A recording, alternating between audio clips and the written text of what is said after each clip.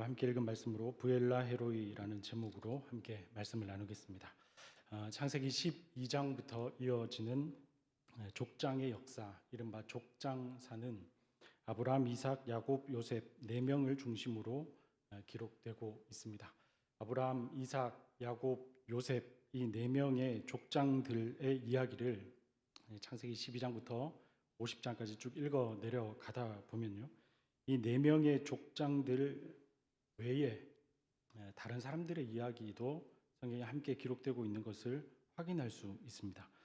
이른바 이 4명의 족장이 또 다른 사람들을 품고 있다, 이렇게 말할 수 있죠. 다시 말해서 이 족장들 옆에 각각의 사람들이 자리를 차지하고 곁에 서 있는 형국으로 본문이 계속 진술이 되고 있습니다.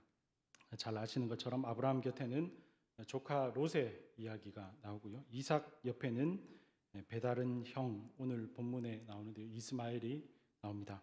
그리고 야곱 옆에는 쌍둥이 형 에서가 나오고요, 요셉 이야기에는 유다가 비중 있게 등장하고 있습니다. 그래서 창세기 37장부터 요셉 이야기가 쭉 나오는데 37장 꿈 이야기에서 39장으로 넘어가면 요셉 이야기가 잘 이어지지만 38장을 보시면 넷째 아들인 유다의 이야기가 매우 비중 있게 등장하고 있습니다. 그래서 4명의 족장 옆에 마치 느낌은 부족장처럼 혹은 4명의 족장 옆에 또 다른 중요한 역할을 하는 사람들이 계속 등장하고 있다는 것입니다. 성경은 주인공처럼 보이는 인물들 옆에 있는 사람들이라도 그들의 이야기를 꽤나 중요하게 다루고 있고요. 이런 구조는 하나님께서 그 주인공 같은 사람뿐 아니라 그들의 옆에 있는 사람들에게도 하나님의 관심이 있다는 것을 우리에게 잘 보여줍니다. 하나님은 한 생명 한 생명을 귀하게 다루시는 분이시죠. 하나님은 한 생명에 대해서 생명의 감수성을 가지신 분입니다. 요즘 인지 감수성 이런 말을 많이 쓰는데요, 이른바 하나님은 생명, 인지, 감수성이 충만하신 분, 이렇게 말할 수 있습니다. 오늘 본문을 보시면 아브라함의 이야기가 전개되는 와중에 아브라함 곁에 있는 사람들 하갈과 이스마엘의 이야기를 우리에게 들려주고 있습니다. 아브라함의 스토리의 한가운데 있는 본문인데 하갈과 이스마엘의 이야기를 잘 다루고 있다는 말은 하나님께서 이들에게도 관심을 가지고 계시다는 말이 되겠죠. 오늘 창세기 16장 본문을 통해서 이들을 향한 하나님의 관심과 하나님의 사랑이 어떤 것인지 함께 살펴보겠습니다. 하나님께서 아브라함에게 나타나셔서 언약의 말씀을 주셨죠.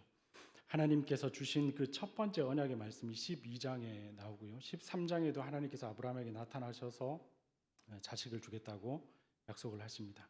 약속을 믿지 못하고 있을 때, 그래서 상속자로 다메섹 사람 엘리에셀에 관하여 아브라함이 언급할 때에 하나님께서 다시 아브라함에게 나타나셔서 이른바 횃불 언약을 하십니다.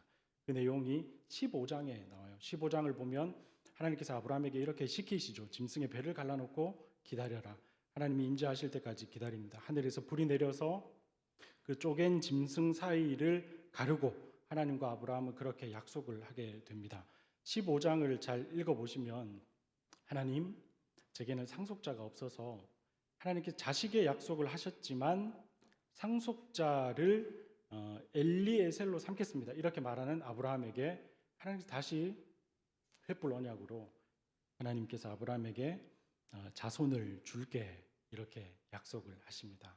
그리고 아주 유명한 구절인데요, 창세기 15장 6절에 보면 아브라함이 하나님을 믿으니 하나님께서 그것을 의로 여기셨다, 이렇게 말해요. 하나님은 아브라함과 다시 약속을 하십니다. 하나님께서 자손도 줄게, 이렇게 하시고 15장 뒤쪽에 보시면 땅도 줄게, 이렇게 하시고 그 젖과 꿀이 흐르는 가나안 땅을 주겠다고 약속을 하십니다.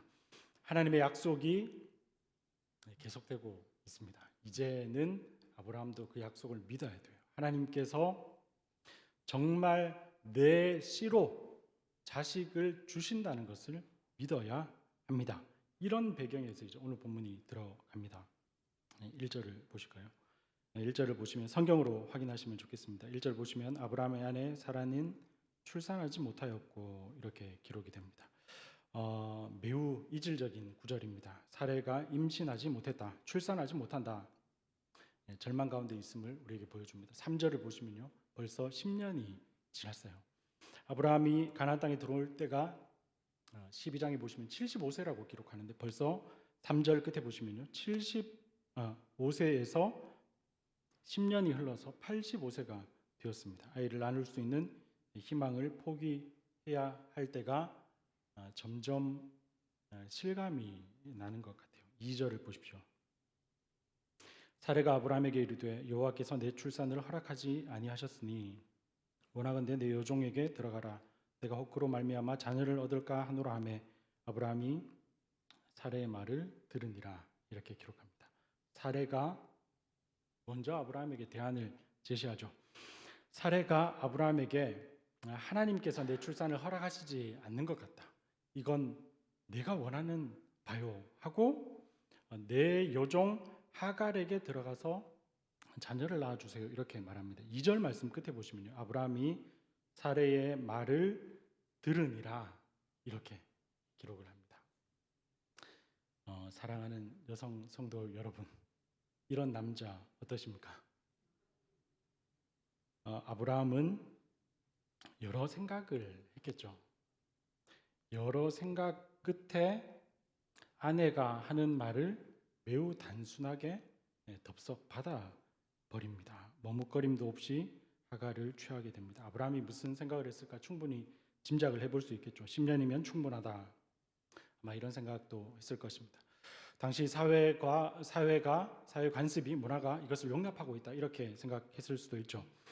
충분히 기다렸고 사회가 용인하고 있는 일이다, 무엇보다 아내가 허락하는 일이다 이렇게 생각했을 수도 있고요. 하나님께서 이런 방법으로 일하실 수도 있겠다, 아브라함이 이렇게 생각했을 수도 있습니다. 2절을 다시 보십시오. 사례가 이렇게 말해요. 여호와께서 내 출산을 허락하지 아니하셨으니 원하건대 이렇게 말해요. 하나님께서 원하시지 않는다고 아브라함도 인정했을 수 있고요. 무엇보다 아내 사례가 원하고 있기 때문에 충분히 빠르게 단순하게 공감하고 동의하고 실행에 옮기게 됩니다. 여러분 4절, 5절, 6절을 보시면요, 4절, 5절, 6절을 보시면 이 집안이 이제 걷잡을 수 없는 분위기로 빠져 들어갑니다. 동침하자 임신하고요. 임신한 하갈이 여주인 사례를 멸시합니다. 5절을 보시면 사례가 남편을 향해서 비난하고 6절을 보시면 아브라함이 책임을 회피하고요. 사례는 종을 학대하고 종 하갈은 도망가는, 그야말로 좀 표현이 속되지만요, 막장 드라마 같은 일이 아브라함의 집안에서 일어나게 됩니다. 1절부터 6절을 이렇게 요약하면 1절부터 6절은 아브라함 집안의 갈등 이렇게 요약을 할 수 있죠. 왜 이런 불화와 갈등이 일어났습니까? 결국 하나님의 약속을 믿지 못했기 때문에, 다른 말로 하나님의 약속을 기다리지 못했기 때문입니다. 집이 점점 망가지고 있어요. 다시 2절을 보시면 2절에 사례가 아브라함에게 이렇게 말해요. 여호와께서 내 출산을 허락하지 아니하셨으니 10년 동안 하나님께서 내 출산을 허락하시지 않았다. 다른 말로요, 10년 동안 기다렸다 이런 말입니다. 10년 동안 기다렸지만 하나님께서 허락하시지 않았어요. 이 사례의 말에는 생명은 하나님께로부터 온다는 것이 전제가 되어 있죠. 그런데요, 자기가 낸 말대로 결국 임신한 하갈의 뱃속의 아기를 보고 생명은 하나님께로부터 온다는 것을 알았던 사례는 그 생명을 멸시하고 그 생명을 학대합니다. 사랑하는 성도 여러분, 생명은 어디에서 옵니까? 하나님에게서 오죠. 하나님께로부터 생명이 주어집니다. 그런데요, 그것을 잘 못 기다리고 사례의 시각이 왜곡돼 버린 것입니다. 약속을 받았지만 약속과 현실의 괴리를 느끼는 것은 그때나 지금이나 매 한 가지인 것 같습니다. 여러분, 우리나라의 출산율이 조금 나아졌다고는 하지만 여전히 우리나라는 생명을 많이 갖지 않는 나라입니다. 그리고 오늘 본문에 잇대어서 우리의 현실을 조금 더 적나라하게 보면 한국교회 주일학교는 점점 사라져가고 있는 것을 확인하게 됩니다. 한국교회 절반 이상의 교회가 주일학교가 없다, 이런 뉴스들을 심심치 않게 보게 되고, 해마다 조사되는 교단의 총회 자료들을 보면 상황이 매우 심각하다는 것을 알 수 있게 됩니다. 여러분, 생명은 하나님께로부터 옵니다. 하나님께 간절히 구하면서 생명이 계속 이어지기를 저와 여러분이 바라야 하죠. 그런데요, 이 일들은 결국 처음에는 안타까움으로 출발하지만 비난과 책임 회피와 책임 전가에 급급하면서 생명에 대한 감수성을 오늘날 저와 여러분이 또 한국교회가 잃어가고 있는 것은 아닌가, 이런 생각을 하게 됩니다. 여러분, 1절부터 6절까지의 이 아브라함 집안의 갈등은 어쩌면 오늘날 조국 교회와 한국교회 현실을 잘 보여주고 있을지도 모르겠다, 이런 생각을 하게 됩니다.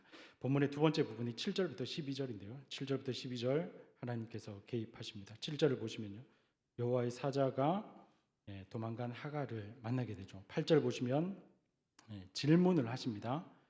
8절 보시면 이르되 사레의 여종 하갈아, 내가 어디서 왔으며 어디로 가느냐. 이 질문을 잘 보시면요, 하갈을 이렇게 불러요. 사레의 여종 하갈아, 이렇게 부릅니다. 너는 사레의 여종이야 하고 위치를, 그의 소속을 확인시켜 주십니다. 그리고 하나님은 너가 지금 어디에 있냐고 질문하시죠. 여러분, 이 질문은 하나님께서 범죄한 아담에게 하셨던 질문, 그리고 동생 아벨을 쳐 죽인 가인에게 하셨던 질문입니다. 하나님은 지금도 우리가 어디에 있는지를 물으시고 그런 우리를 찾아오셔서요, 우리의 원래 소속을 확인해 주시는 분이십니다. 하나님께서 명령하십니다. 9절을 보시면 여주인에게로 돌아가서 그 수하에 복종하라, 이렇게 말씀하시고요. 10절 보시면 씨를 크게 번성하여 그 수가 많아 셀 수 없게 하리라, 이렇게도 말씀해 주십니다. 11절 보시면 아들의 이름을 이스마엘이라고 해라, 이렇게 말씀하십니다. 7절부터 12절은 하나님께서 이 막장 드라마 같은 아브라함의 집에 개입하시는 것을 보여줍니다. 여러분, 인간의 갈등과 고통은 하나님의 개입으로 끝이 날 수 있습니다. 본문을 조금 더 정리하면요, 13절, 14절을 보시면 하갈의 반응이 있습니다. 하갈이 외롭고 고독한 중에 감격적인 체험을 하게 되고 하나님을 만나고 그곳에 이름을 짓는 그런 장면을 보게 됩니다. 여러분, 결국 이렇게 세 단락으로 오늘 본문을 정리하면 이렇게 정리할 수 있겠죠. 첫 번째는 목 기다린 사람들, 두 번째는 하나님의 개입, 세 번째는 사람의 반응, 이렇게 정리할 수 있습니다. 여러분, 다시요. 목 기다린 사람들, 하나님의 개입, 사람의 반응, 이렇게 본문을 정리할 수 있습니다. 따라서 우리는 본문을 두고 우리에게 적용하면서 교훈을 받을 때 중간 부분요, 하나님께서 개입하시는데 어떤 하나님으로 개입하시는지를 정리하고 그 다음에 못 기다린 것과 뒤에 하갈의 반응을 통해서 교훈을 정리해 볼 수 있습니다. 저는 세 가지로 본문을 정리하려고 해요. 첫 번째는 하나님은 연약한 자를 살피신다는 것입니다. 우리 8절 말씀을 다시 같이 한번 읽겠습니다. 8절 시작.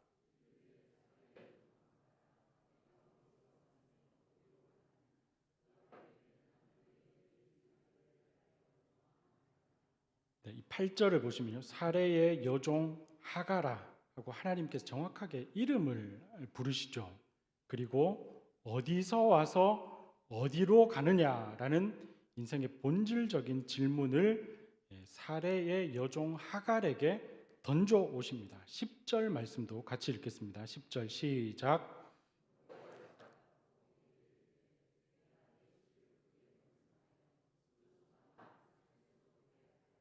하나님께서 하갈의 이름을 부르시고요. 하갈에게 내 씨를 크게 번성하여 그 수가 셀 수 없이 많게 하겠다. 이렇게 말씀하십니다. 여러분, 이 10절 말씀은 하나님께서 하갈에게 하시는 말씀이죠. 네, 이 10절 말씀은 이미 창세기에 계속 기록된 말씀입니다. 비슷한 뉘앙스로 하나님께서 이 말씀을 창세기에서 누구에게 하셨습니까? 네, 아브라함에게 하셨죠. 아브라함에게 하신 그 말씀 그대로 지금 하갈에게 말씀을 하고 계십니다. 11절도 같이 읽겠습니다. 11절 시작.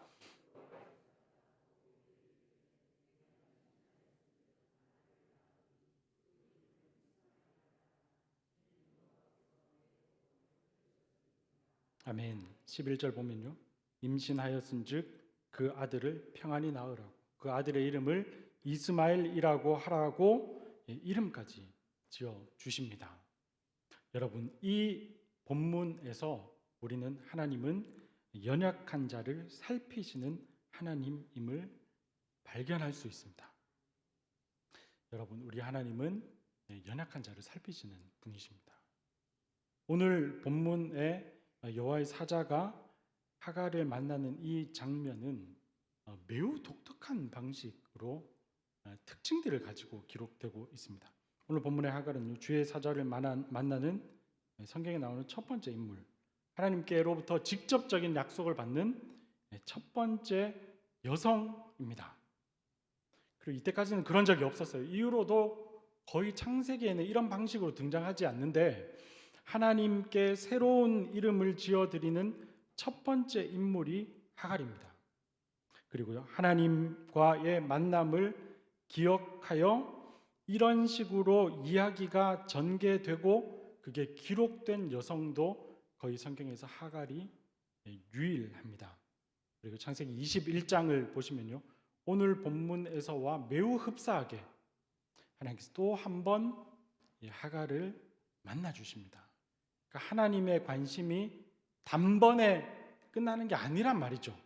하나님은 계속해서 지속적으로 이 여성 하갈에게 관심을 가지고 여인을 살피고 계시다는 말입니다. 정말로 우리 하나님은 연약한 자 하갈을 살피시는 하나님이십니다. 그러니까 여러분, 하갈의 입장에서 이 이야기를 다시 한번 구성해 보셔야 돼요. 그러니까 창세기 12장에 보면 아브라함이 하나님의 부름을 받아 가나안 땅에 왔다가요, 12장 후반부에 보면 아브라함 가족이 기근을 만나서 애굽으로 내려가게 됩니다. 애굽에서 아내를 누이라고 속이죠. 그때 애굽 왕 바로가 소유와 종들을 선물로 줘요. 학자들은 그때 아마 이 하갈이 아브라함의 집에 들어오게 되었을 것이다, 이렇게 추정을 합니다. 그래서 오늘 본문 1절과 3절을 보면 그는 애굽 사람이요, 이렇게 나와 있죠. 애굽에서부터 원하지 않게 타국 땅으로 종으로 팔려온 사람이 하갈입니다. 여러분, 하갈이 살면서 이런 얘기를 들었겠죠. 아브라함에게, 우리 주인님 아브라함에게 나타나셔서 하나님께서 말씀하셨다. 우리 주인님 가정에 후손이 생긴단다 라는 얘기를 많이 들었을 것입니다. 그리고 하갈이 이런 생각을 했을 수도 있겠죠. 하나님께서는 왜 그 아브라함에게만 말씀하시나? 하나님께서 가련한 내 인생에도 나타나셔서 말씀하시면 좋겠다. 하갈이 이렇게 생각했을지도 모를 일입니다. 여러분, 오늘 하갈이 아브라함과 사이에서 임신하는 것은요, 하갈의 의도가 아닙니다. 여주인 살해 명령을 따라서 그저 순종했고 임신된 것인데요, 그는 핍박을 받아 학대받고 지금 그 공동체, 아브라함 가정이라는 공동체를 떠나오게 된 것이죠. 그러니까 창세기 12장부터요, 하갈의 관점에서 성경을 읽으면 이 하갈은 너무 가련한 자, 연약한 여인이라는 것입니다.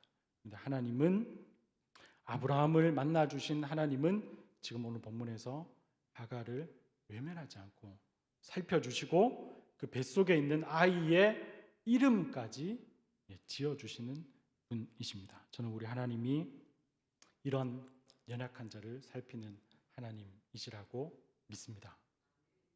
하나님은 연약한 인생을 돌아보십니다. 하나님은 우리 안에 99마리의 양도 귀히 여기시지만 잃어버린 한 마리의 양을 귀하게 여기십니다.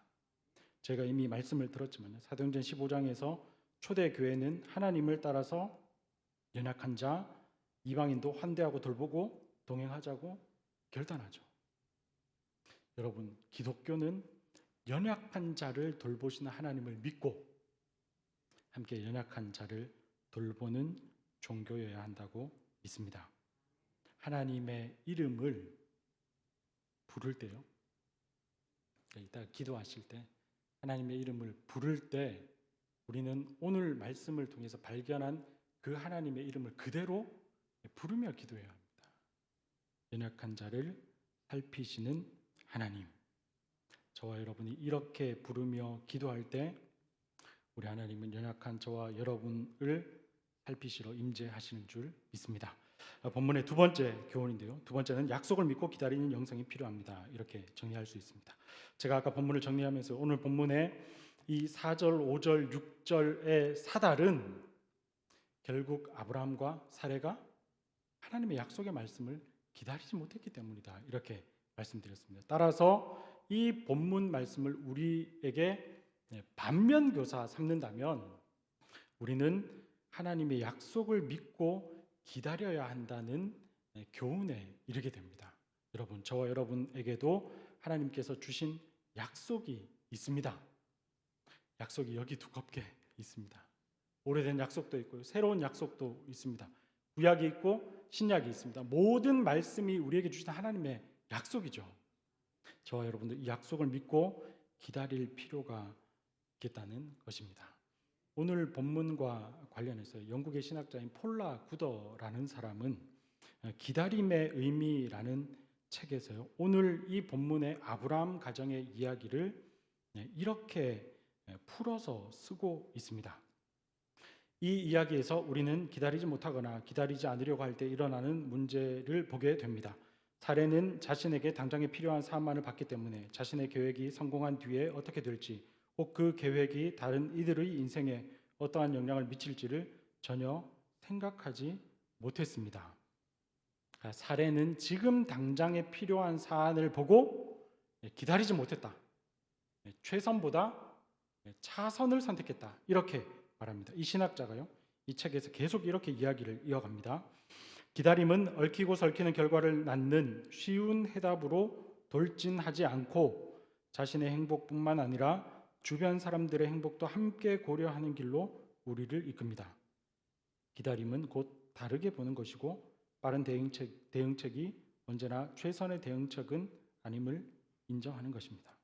말이 어렵게 되어 있지만요, 결국 기다리는 것이 의미가 있다는 것입니다. 기다릴 때 비로소 그것이 최선의 대응책일 수 있다는 것입니다. 저와 여러분도 하나님의 약속을 믿고 잘 기다리면 좋겠습니다. 그러니까 오늘 저와 여러분의 영성을 돌아보면서 나는 정말 잘 기다리는가를 질문해야 돼요. 결국 신앙은 기다리는 것입니다. 끝까지 기다리는 것입니다. 주님 다시 오실 때까지 기다리고 주님께서 우리를 완전한 영화로 이끄실 때까지 계속해서 기다리는 것입니다. 여러분, 제가 2019년 가을에요, 제가 사역하던 교회 청년들 10명 정도를 선착순을 신청받아서 서울에서 사역할 텐데요, 부산으로 비전 트립을 온 적이 있습니다. 제가 그때 이 해운대 교회의 존재를 알았다면 해운대 교회도 와보고 예원배 선교사님의 기념관도 와보고 이랬을 텐데 그때는 제가 해운대 교회는 잘 알지 못했어요. 그래서 청년들과 봉고차 한 대 맞춰서 운전해서 내려와서 부산의 여러 곳을 돌았습니다. 초량교회를 갔다가요, 초량교회 역사기념관을 가고 거기 주기철 목사님께서 쓰셨다는 강대상도 함께 살펴보고 사진도 찍었습니다. 부산 진구에 있는 일신여학교라고요, 거기도 역사기념관이 있는데 거기도 갔고 동네에 있는 동네중앙교회 기독교 역사박물관도 갔습니다. 그리고 동네에서 해운대 쪽으로 넘어오다 보면 박차정이라는 독립운동가의 생가도 있습니다. 그래서 거기도 갔었습니다. 그리고 수영로 교회 금요 철야 예배를 드리고 이렇게 해서 2박을 하고 2박 3일의 일정을 마치고 청년들과 다시 서울로 돌아갔습니다. 그때 제가 청년들에게 빠지지 않고 꼭 보여주고 싶었던 공간이 초량동 산 끝자락에 있는 장기려 박사의 기념관입니다. 거기 가 보셨는지 모르겠어요. 부산 분들은 장기려 박사님을 더 잘 알고 또 기억하고 계실 것 같습니다. 우연치 않게 피난길에 오르게 되고 6자녀 중에 둘째만 데리고 피난길에 오르십니다.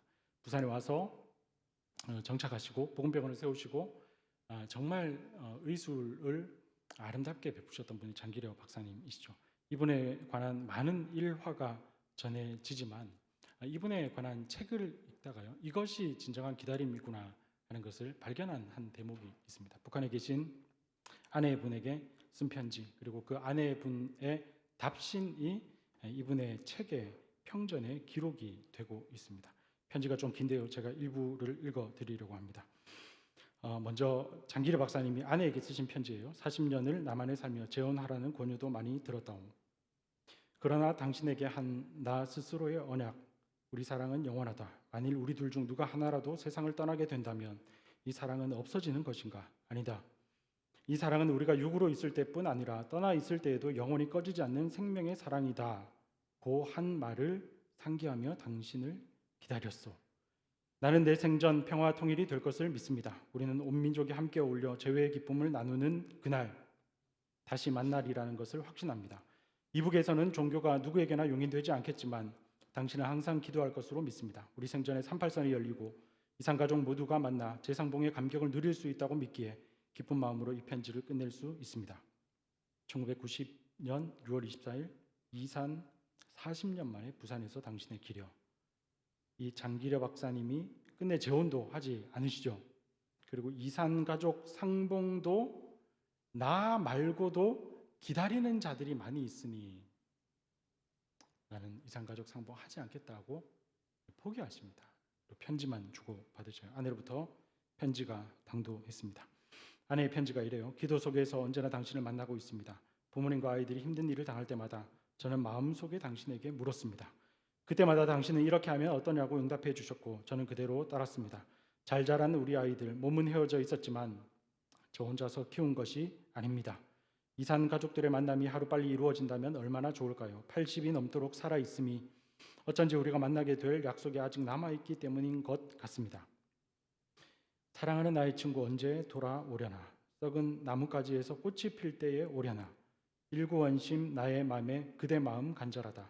사랑하는 나의 친구 언제 돌아오려나?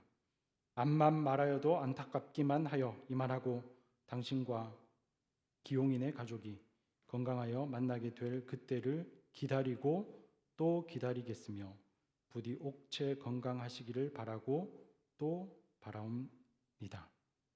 평양에서 김봉숙. 이렇게 아주 오래전 40년 전에 만났던 아내와 편지를 주고받았습니다. 여러분, 이 편지에 기다림이 느껴지시죠? 계속 기다렸어요. 이 부부가 죽기 전에 다시 만날 수 있었을까요? 못 만났습니다. 못 만나고 결국 각자 남한과 북한에서 세상을 떠나고 말았어요. 장기려 박사님이 돌아가실 때요, 통장에 1,000만 원이 남아 있었고 그 딱 남은 1,000만 원도 다른 사람에게 기부하셨다고 합니다. 죽기 전에 하신 말씀이요. 자기를 부인하고 자기 십자가를 지고 나를 따라오신 예수님의 말씀에 아직은 급제했다는 생각이 안 들어 부족을 느끼면서 살고 있지요. 이렇게 말했습니다. 여러분, 이 기다림은 어떤 기다림입니까? 저는 그렇지 않다고 생각합니다. 값진 기다림이라고 믿어요.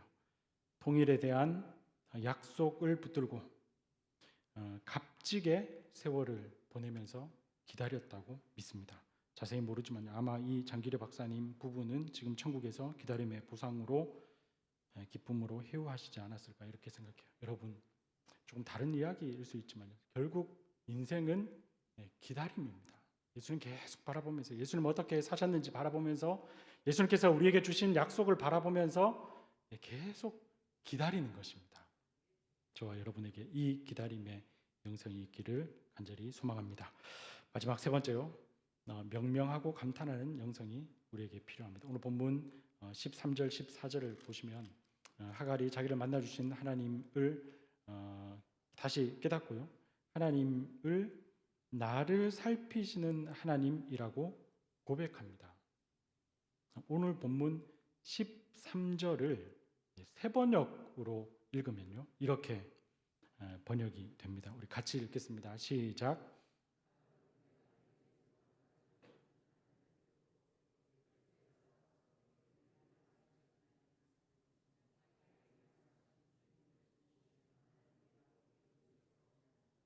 여러분, 이 세번역이 지금 우리가 가진 성경과 조금의 차이점이 있죠. 이 본문을 보시면 세번역은 따옴표가 있습니다. 표준 세번역도 따옴표가 있고 13절을 보시면요, 느낌표가 있죠. 느낌표. 세번역 성경은 원문을 살려서요, 그러니까 누가 한 말인지 따옴표로 묻고 문장 부호를 적어 놓습니다. 신학자들은 이 글을 원어로 해석할 때 이 문장은 감탄문일 수 있겠다, 이렇게 해석을 합니다. 그리고 이 감탄문을 세번역은 그대로 살려서 감탄문으로 느끼도록 느낌표를 적어주고 있습니다. 무슨 말입니까? 하갈은 하나님을 만나고 내가 하나님을 뵙고도 이렇게 살아서 겪은 일을 말할 수 있다니 하고 감탄하고 있습니다. 감탄.